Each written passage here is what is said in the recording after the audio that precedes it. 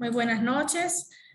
Hoy nos corresponde la clase resumen y repaso de las unidades que vimos, que es la unidad 1 y 2, aunque la dividimos en dos partes cada una, pero bueno, vamos a hacer un resumen de esta clase. Bueno, vamos a ver los objetivos de la asignatura, que son el concepto de negociación y el concepto de negociación internacional, es decir, los conceptos fundamentales que vimos en la materia. Vimos también las diferencias que hay entre la negociación nacional e internacional, los tipos de negociación y los aspectos a negociar. También vimos los mecanismos por los cuales podemos resolver los diferentes conflictos que se puedan presentar en las negociaciones internacionales. Vimos también qué características debe tener el equipo negociador, qué características debe tener el negociador eficaz, así como también vimos todo el proceso de negociación internacional con sus 4 fases que componen este proceso de forma integral, las tácticas de negociación internacional, vimos también los diferentes estilos de negociación por las áreas geográficas, las claves para adaptarnos a la cultura local. Vamos a ver un extracto de las estrategias de negociación en Ecuador y los protocolos que debemos saber en los negocios internacionales. Entonces vamos a recordar este concepto que es fundamental, el concepto de negociación internacional, el cual no es más que el fruto del intercambio entre individuos de distintas culturas en un marco jurídico internacional o de uno de los países que están involucrados en un conflicto, o tal vez impulsados por la necesidad imperiosa de celebrar negocios conjuntos. Eso es lo que significa negociación internacional. Ahorita veamos las principales diferencias, de forma resumida ya, entre la negociación nacional e internacional, que está dada por diferentes aspectos que son las que marcan estas diferencias. Y esto va en cuanto al marco legal, que es distinto, a una menor información de la otra parte, o sea, de la contraparte, hay mayor incertidumbre y riesgo, hay también un desequilibrio entre las partes, hay prácticas comerciales diferentes y fundamental, las diferencias culturales que existen. A diferencia de la negociación nacional, que bueno, todos estos aspectos son menos, por decirlo así, menos importantes, es decir, menos diferenciadores en este caso, a diferencia de la negociación internacional. Veamos entonces los tipos de negociaciones, los aspectos a negociar en esos tipos de negociaciones y los mecanismos de resolución de conflictos. A ver, los tipos de negociaciones. Aquí vemos que en base a la actitud que toman las partes podemos identificar 5 tipos o formas de negociar. Estas son las negociaciones de confrontación, las de subordinación, las de inacción, las colaborativas y las razonadas. Ahora bien, dentro de los aspectos a negociar, vamos a ver que si bien existen diferentes tipos de negociaciones internacionales que se realizan entre empresas, lo podríamos clasificar en 4 tipos fundamentales. O sea, las compraventas internacionales de productos, la prestación internacional de servicios, los acuerdos de intermediación con distribuidores y agentes comerciales y las alianzas estratégicas. Ahora veamos qué aspectos a negociar son los fundamentales en cada uno de estos tipos de negociaciones, ¿ya? En el caso de las compraventas de productos, aquí vemos que existen lo que es la calidad del producto, la cantidad, condiciones de entrega, el tipo y la gama de producto, las condiciones y medios de pago, los plazos de entrega y la garantía. Pero aquí el precio, como está marcado, ustedes pueden ver en negrita y con un asterisco, es el factor decisivo que va a definir este tipo de negociación. En este caso es el precio para las compraventas de productos. Es decir, es el marco que va a diferenciar realmente si se decide este tipo de negociación o no.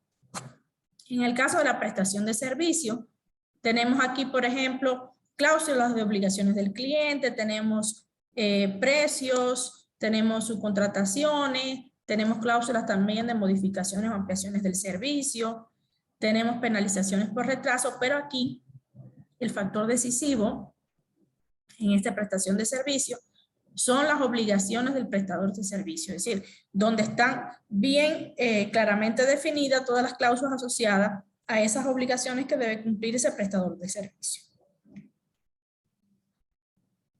En el caso de los acuerdos con distribuidores y agentes comerciales, aquí vemos como aspectos a negociar, pueden ser objetivos comerciales, pueden ser gamas de productos, el área geográfica donde se va a hacer el acuerdo, las condiciones de entrega y pago, precios y descuentos, intercambio de información, duración y causas de extinción del contrato, es decir, por las cuales se puede extinguir ese contrato, pero aquí el factor decisivo es la exclusividad territorial donde se vaya a llevar a cabo este acuerdo, es decir, este tipo de contratación, de negociación.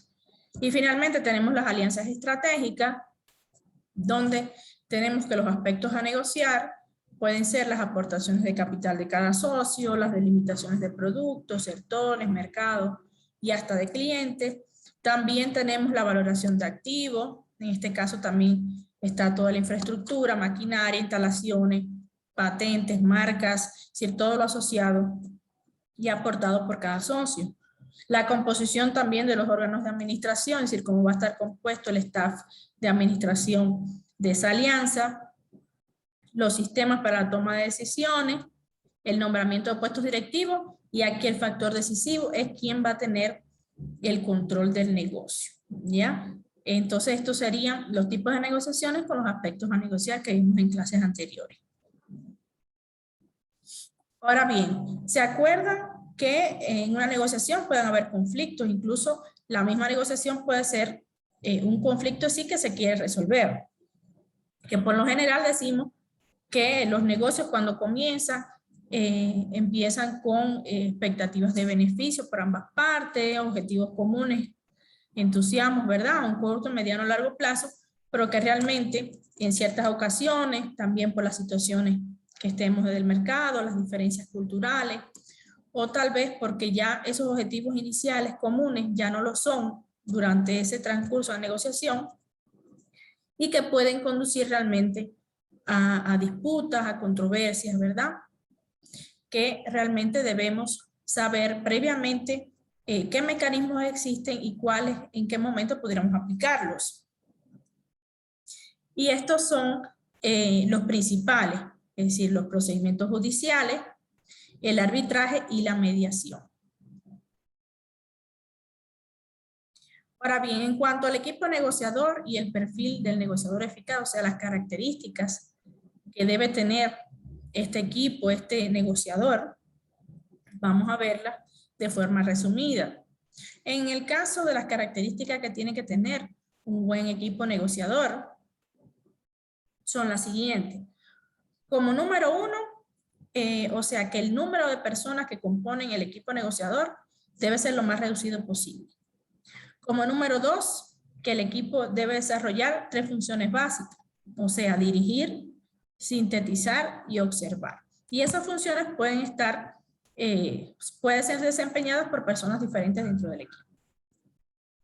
El número 3, la complementariedad, o sea, que debe estar un equipo formado por sus integrantes en cuanto a habilidades, competencias técnicas, comerciales, ¿ya? Tiene que estar equiparado.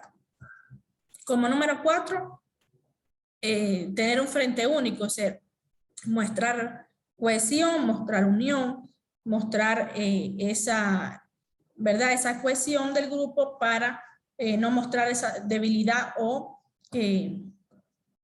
por decirlo así, limitaciones de ese equipo frente a la contraparte. Como número 5, debe conocerse el equipo negociador de la contraparte, o sea, debemos obtener información previa de la contraparte para saber qué tácticas, qué técnicas, qué estrategias van a utilizar. Y finalmente, el intérprete, o sea, hacer uso de un intérprete que realmente no traduzca literal, sino que se dé cuenta realmente y que haga una interpretación, valga la redundancia, de los aspectos más importantes en cuanto a la negociación y que dé las pistas necesarias en el proceso.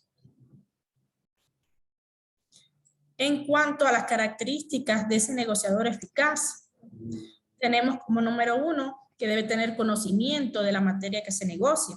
O sea, debe tener tantos conocimientos técnicos como comerciales de lo que se está manejando, de lo que se está negociando. Como número 2, tener claros los objetivos que persiguen.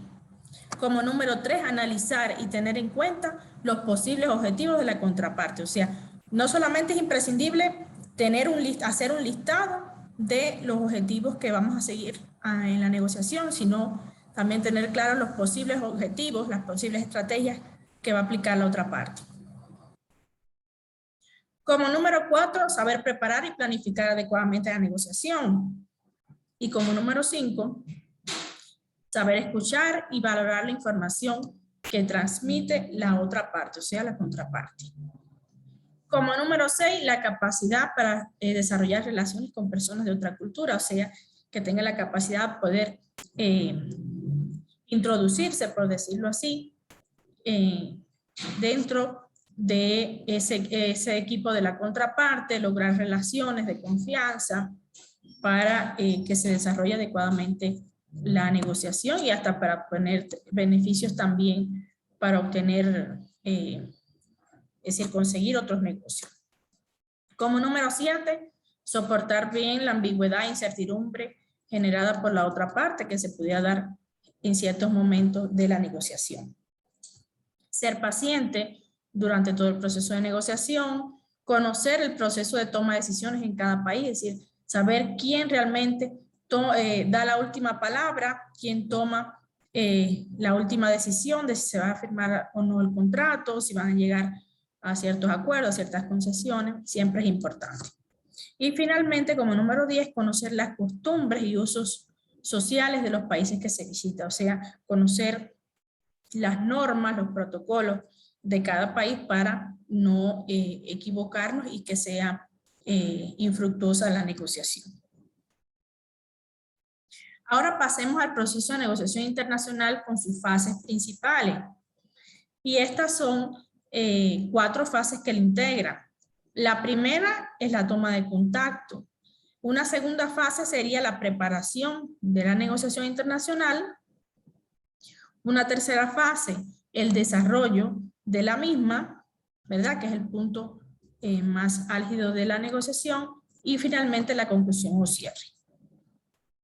Ahora veamos un pequeño resumen de cada una de las fases del proceso de negociación para pasar a los otros temas. Bueno, como primera fase, como había mencionado, es la toma de contacto. Aquí es principal hacer un contacto con, ya sea con fabricantes, con distribuidores, con nuestros posibles socios y clientes, ¿verdad? Para hacer esta primera toma de contacto es importante conocer los aspectos culturales, las relaciones que se puedan manejar en cada país, ¿verdad? Para saber cómo actuar en ese momento. Y aquí es importante también identificar la empresa, a qué se dedica, cuál es el sector, qué productos, qué servicios está brindando, y dentro de ella fundamentalmente a la persona o a las personas que van a ser, o sea, que van a realizar la propuesta. Y bueno, una vez ya hecho todo esto, lo otro sería conseguir esa añorada entrevista donde se van, que posteriormente sería para ya reunirse para realizar la negociación.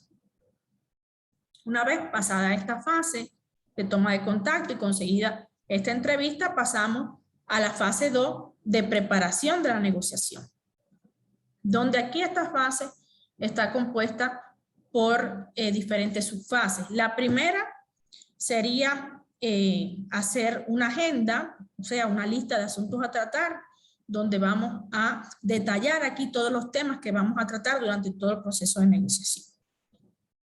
Como subfase número 2 es obtener información previa de la contraparte. O sea, cuanto mayor información tengamos de la contraparte, mayor poder de negociación vamos a tener. Como subfase número 3 tenemos la delimitación y agrupación de objetivos. Esto es fundamental.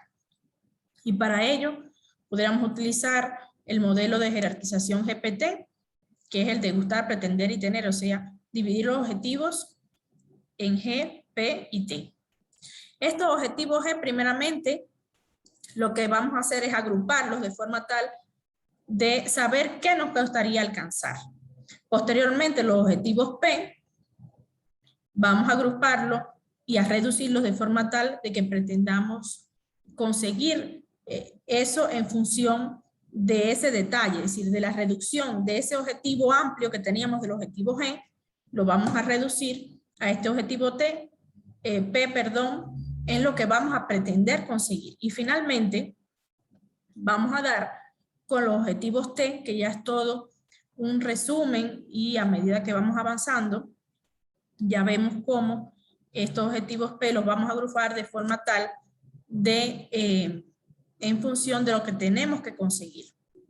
Entonces vamos a dividir los objetivos de esa forma para poder saber en qué momento podemos hacer ciertas concesiones, hacer tal vez una reducción de un precio u otros aspectos que estamos negociando, ¿no? Como subfase número 4 tenemos el análisis de la capacidad negociadora. Aquí lo que vamos a hacer es hacer un diagnóstico, una evaluación de la capacidad negociadora, por supuesto, de la contraparte, y para ello vamos a hacerlo en función de determinados aspectos. Estos aspectos serían la habilidad negociadora, el poder negociador, la información ofrecida y la oferta comercial que nos puedan presentar. Y número 5, si es como una subfase número 5, tenemos la planificación estratégica, donde aquí debemos anticipar todas las formas de negociar que van a utilizar, las estrategias, las tácticas que pueden poner en práctica, así como determinados elementos, argumentos para poder defender nuestras posiciones. Como fase número 3 tenemos el desarrollo de la negociación. Aquí, como primera subfase, tenemos el encuentro. Es ya el cara a cara, donde se presentan ambos equipos, las partes, ¿verdad? Donde se deja muy claro el nivel de cada equipo, es decir, el nivel jerárquico de cada equipo negociador. Luego pasamos a la subfase número 2, luego de hacer las presentaciones correspondientes, donde vamos a ver las posiciones iniciales y las propuestas. Aquí ya se inicia un intercambio de información sobre las posiciones de cada quien y realmente al final de la discusión va a conducir a esa fase de propuesta que es la que realmente se negocia. Aquí marcado en negrita, mencionar y muy válido, que es muy importante que en esta primera parte de negociación no deben hacerse concesiones de ningún tipo. Es decir, cuando estamos iniciando, no debemos hacer concesión. Esto es algo básico y una regla fundamental del proceso de negociación. Luego pasamos a la subfase número 3, donde hacemos intercambio ya, pero en el sentido de la forma en que vamos a hacer las concesiones. O sea, nosotros vamos a ir reduciendo, vamos a ir modificando o vamos ampliando, especificando nuestras propuestas y de la contraparte para así llegar al intercambio de concesiones. Bueno, mencionar que la concesión es esa propuesta concreta, la cual se llega luego de propuestas, contrapropuestas, preguntas, respuestas que se hacen y podemos decir que es el momento más efusivo de la negociación. Y finalmente, tenemos la fase número 4 de conclusión o cierre, donde aquí el objetivo final de la negociación no es más que llegar a un acuerdo, pero un acuerdo satisfactorio, ¿ya? Y una vez finalizada esta etapa de intercambio que habíamos visto anteriormente en la fase número 3, se procede al cierre de la negociación. Pero bueno, pueden quedar cosas colgadas, por decirlo así, elementos sueltos, que para ello debemos aplicar ciertas técnicas para ya dar por concluida o cerrada la negociación, y para eso debemos aplicar estas técnicas como son la última concesión, el resumen, la doble alternativa, los hechos consumados, la inversión de roles, la urgencia y el ultimátum, que realmente es la técnica más agresiva del tómalo, déjelo, ¿no? Es como presionar a la contraparte ya para cerrar finalmente. Y bueno, tras ese cierre, debemos formalizar el acuerdo. ¿Para qué? Para evitar malos entendidos, para evitar problemas de interpretación. Y es aconsejable siempre que se formalice este acuerdo por escrito, es decir, que se deje constancia de un documento escrito con la confirmación, la aceptación de ambas partes. Ahora, ¿qué documentos nos sirven para reflejar los acuerdos internacionales entre las diferentes empresas? Bueno, existen 3 tipos fundamentales. Están los memorándum de entendimiento, están las órdenes de compra y están los contratos internacionales. Ya terminado el proceso de negociación, vamos a ir a las tácticas de negociación internacional. Y para ello, antes de iniciar y mencionar nuevamente las tácticas, vimos en clases anteriores los factores que van a determinar qué táctica vamos a emplear, o sea, en función de qué vamos a elegir las tácticas. Y bueno, estos factores son los siguientes, o sea, el poder de negociación, qué tipo de negociación en ese momento se está aplicando, la cultura del país con la que se está negociando, en qué etapa del proceso de negociación estamos, los asuntos a tratar, los objetivos, la personalidad del negociador y la experiencia también que tenga. Todo esto nos va a permitir hacer una elección adecuada de las tácticas a emplear. Y bueno, mencionando las tácticas, vemos que hay muchas, pero que estas se dividen en 3 grupos fundamentales. Se dividen en las tácticas profesionales, que esta incluye las tácticas directas y las persuasivas o indirectas. Tenemos las tácticas agresivas y las tácticas desleales, siendo realmente las tácticas profesionales las que más se utilizan en las negociaciones internacionales.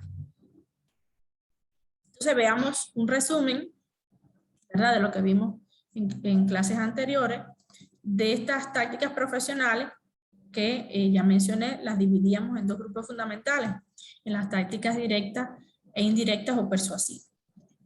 Bueno, mencionemos nuevamente las tácticas directas, que pueden ser apostar alto, el control y utilización del espacio, del tiempo, uso de la información, hacer referencia a los competidores, la demanda final, ir al detalle, apelar al prestigio, no ceder, soportar la presión, adelantarse a las objeciones, aplicar promesas y recompensas, prácticas habituales y conseguir un aliado dentro del equipo de la contraparte. Y como tácticas persuasivas o indirectas tenemos, por ejemplo, deteriorar la confianza de la contraparte, generar incertidumbre, simular determinados aspectos que puedan confundir a la contraparte, aparentar pasividad, indiferencia. Tenemos también la excusa del idioma para determinados momentos, para zafarnos de algo o de algún malentendido, justificarnos con esto del idioma. Ser imprevisible, halagar, la excusa de la autoridad también y el enfoque inocente. Estas son algunas de las tácticas que vimos en clases anteriores.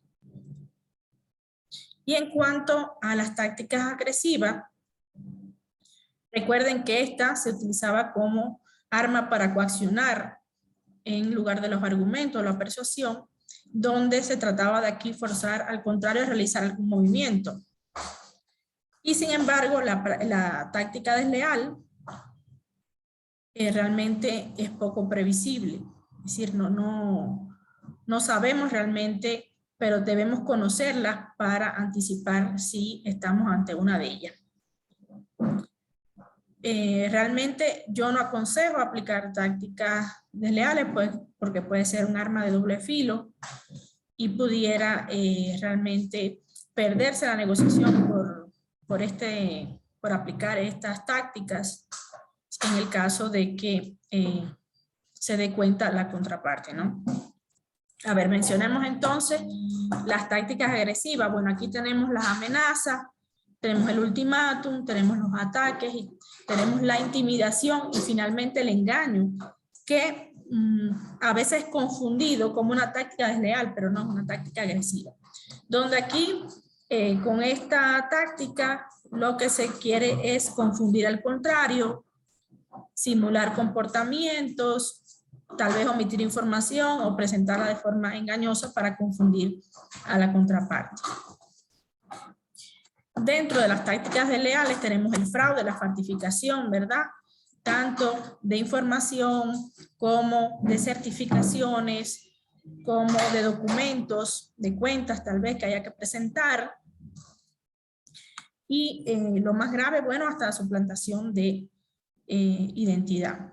Tenemos también la vigilancia del espionaje. Realmente se puede hacer vigilancia de espionaje, pero no en determinados momentos de la negociación, sino antes de la misma. Entonces ya no se consideraría táctica desleal en este caso, sino cuando no lo debemos hacer.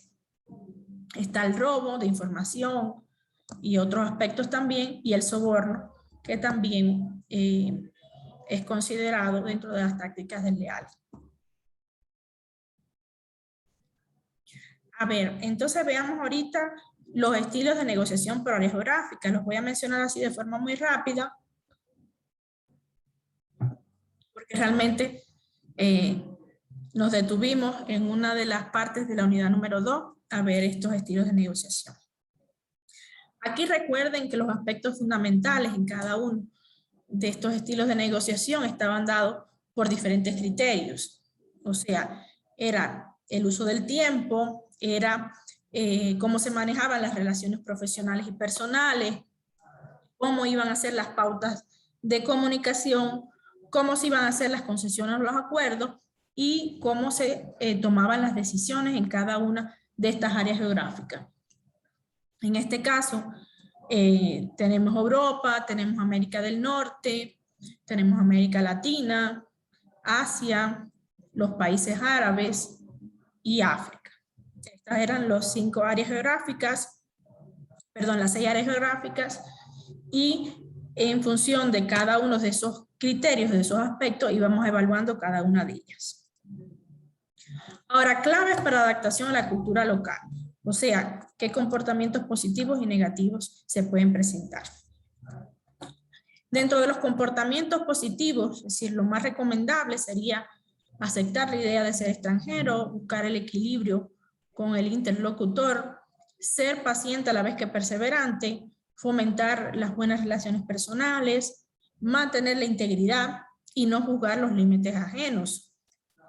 Al contrario de comportamientos negativos que debemos siempre evitar, que son, por ejemplo, asumir similitudes, en el caso con otra cultura, con otro país diferente al nuestro, imitar actitudes, evaluar las otras culturas en términos de bueno o de malo, es decir, dar criterio de que esto es bueno, esto es malo, que puede dar a malas interpretaciones, ¿no? Comparar continuamente la otra cultura con la propia y realizar comentarios, que esto sí, ojo con esto, es fundamental. No debemos hacer comentarios sobre religión, ni sobre política, niveles de desarrollo de determinado país que estemos negociando, que realmente puedan interferir en el proceso de negociación. Ahora, las estrategias de negociación y normas de protocolo en el Ecuador. Bueno, aquí mencionar, como ustedes saben, ¿verdad?, que aquí en el país hay 3 grandes riquezas naturales. Una es el petróleo, ¿ya? El otro es el plátano, y luego están los crustáceos, en este caso el camarón, que va a representar más del 60% de las exportaciones del país. También mencionar algo que ustedes conocen, que es que la actividad económica se focaliza o se centraliza en las principales ciudades, que serían Guayaquil y Quito, que en Guayaquil se centra el principal puerto del país, aglutina, como ustedes saben, a la mayoría de las industrias, entidades financieras, y en el caso de la capital, que es Quito, que por supuesto es la capital administrativa, y la mayoría de la sede de los organismos públicos. En el caso de las cámaras de comercio, mencionar que tienen gran representatividad, las de Quito, las de Guayaquil, que ofrecen, por supuesto, sus servicios e instalaciones para hacer estos contactos empresariales. Aquí les subrayo en negrita que deben estudiar las estrategias de negociación. En una presentación que está bien detallada en la plataforma, donde pueden estudiar cada uno de estos aspectos. Y bueno, finalmente, el protocolo en los negocios internacionales, donde aquí recuerden que la cultura, la tradición de cada país hacen que cada persona se comporte de forma diferente. Y realmente va a imponer si la negociación va a ser un éxito o no en función de esto. Veamos y recordemos algunos de los comportamientos y de los protocolos más habituales en aspectos relacionados a esto, como son la forma en la que se realizan las presentaciones, cómo vamos a hacer el uso de nombres y títulos, el intercambio de tarjetas profesionales, las reglas de comportamiento durante las comidas, o sea, qué se debe decir, qué no, en qué momento, el significado de los colores, las formas y gestos, y la práctica de ofrecer regalos. Comenzando con los saludos y las presentaciones. Recuerden que ese primer encuentro va a quedar, por supuesto, en la memoria de cada persona y va a marcar el inicio de esa negociación internacional. En las palabras de salud y despedida es recomendable, es positivo utilizar expresiones del idioma del interlocutor, aunque realmente no las conozcamos, es decir, que podemos estudiar esas frases. Por ejemplo, pudiéramos mencionar que en Irán, las reuniones de negocios, realmente los hombres saludan a las mujeres con una ligera inclinación de cabeza o poniendo la mano en el corazón, ya que no existe ningún tipo de contacto físico entre hombres y mujeres, es decir, no se permite ese contacto físico entre hombres y mujeres. En el caso, por ejemplo, de Marruecos, es preferible no tender la mano para saludar a una persona de un sexo diferente, sino que sea la persona quien toma la iniciativa y inicia el saludo, por decirlo así. Mencionar que existen 3 posibilidades para saludar físicamente a nuestros clientes extranjeros. Una es el beso, el otro es la reverencia y el otro es el apretón de manos. Y bueno, como ustedes saben, esto está en dependencia del país con que estemos negociando. Como otro aspecto que vamos a estudiar en los protocolos son los nombres y los títulos. Y aquí es un aspecto delicado por el uso que debemos darle a estos nombres, a estos apellidos, a estos títulos profesionales. Y bueno, como ustedes saben, la diferencia puede estar marcada en dependencia del país que estemos negociando. Por ejemplo, en Estados Unidos o el Reino Unido, se utilizan, por ejemplo, los nombres propios, las abreviaturas. En el caso, por ejemplo, de Thomas, le dicen Tom, mientras que en Alemania, Italia, América Latina, es muy común realmente anteponer el título profesional al apellido. En el caso, por ejemplo, de Australia, es habitual tratarse de tú, o sea, por el nombre, desde realmente el primer momento de la relación comercial. En los países asiáticos como China, como Japón, como Corea, aquí tenemos una diferencia, porque el orden de los nombres y los apellidos es al contrario como lo utilizamos acá y como lo utilizamos en Occidente, o sea, en Europa. Aquí primero va el apellido, luego va el nombre generacional, o sea, de la familia que provenga, y en tercer lugar el nombre propio, es decir, es lo último el nombre de la persona, comparándolo en nuestro caso, ¿no? Aquí tenemos un ejemplo. En el nombre de Chan Wu Yan, en este caso Chan es el apellido, Wu es el nombre generacional y Yan es el nombre propio. O sea, la manera correcta de dirigirnos a estas personas sería Mr. Chan, no Mr. Yan, como nos suele pasar muchas veces, producto a que no sabemos el orden en que debemos decir. También mencionar que en ciertos países también es aconsejable utilizar títulos universitarios o profesionales en las presentaciones y como valga la redundancia, les digo que hay que tener en cuenta esto en función del país con que estemos negociando. En el caso del intercambio de tarjetas, es importante esta costumbre de intercambiarnos tarjetas, saber la forma en que se deben entregar, en que se deben recibir, en función también de la cultura con la que estemos tratando. Y bueno, teniendo en cuenta la importancia que tiene este intercambio de tarjeta, debemos especificar en las mismas el rango de las personas, la jerarquía de la persona, que incluya el nombre, el logotipo, los datos de contacto, el título profesional, el cargo de ese portador de la tarjeta. Y bueno, como ustedes saben, actualmente es muy utilizado esto de los códigos QR para que la otra persona pueda obtener fácilmente los datos y que bueno, también incluya fotografías y otros datos, ¿no? En el caso de las comidas de negocio, aquí también son diferentes en todas las culturas, en todos los países. Vamos a poner algunos ejemplos. En Estados Unidos podemos aprovechar, por ejemplo, la hora del desayuno o cuando se celebran cenas para conversar sobre negocios. Si está permitido, está bien visto hacer esto. En Europa, por ejemplo, el almuerzo, que es la comida más utilizada para cerrar negocios, es decir, ya se sabe que durante el almuerzo podemos cerrar negocios. Por ejemplo, en México, en países de Centroamérica, como es nuestro caso, es más habitual celebrar desayunos de trabajo, por ejemplo, a partir de las que serían las 8 de la mañana, algo que sería impensable, por ejemplo, en Francia, en Alemania, son países que no están de acuerdo con estas prácticas. Y bueno, por ejemplo, una comida de negocio o en un gran banquete en China, a la que pudieran asistir, por ejemplo, varios invitados que comparten una mesa redonda, aquí es importante saber que el anfitrión debe sentarse enfrente de la puerta del comedor. Para ello esto representa cierta, por decirlo así, beneficios que nos brinda el negociador en este caso y brinda, por decirlo así, amabilidad por parte de las personas que están negociando. Por lo referente, por ejemplo, lo que es hablar de negocios durante las comidas, vemos que en países como Estados Unidos, Australia, Holanda, realmente podemos hablar desde el principio, ya que como habíamos dicho, realmente las comidas son para tratar negocios más que como acontecimientos sociales.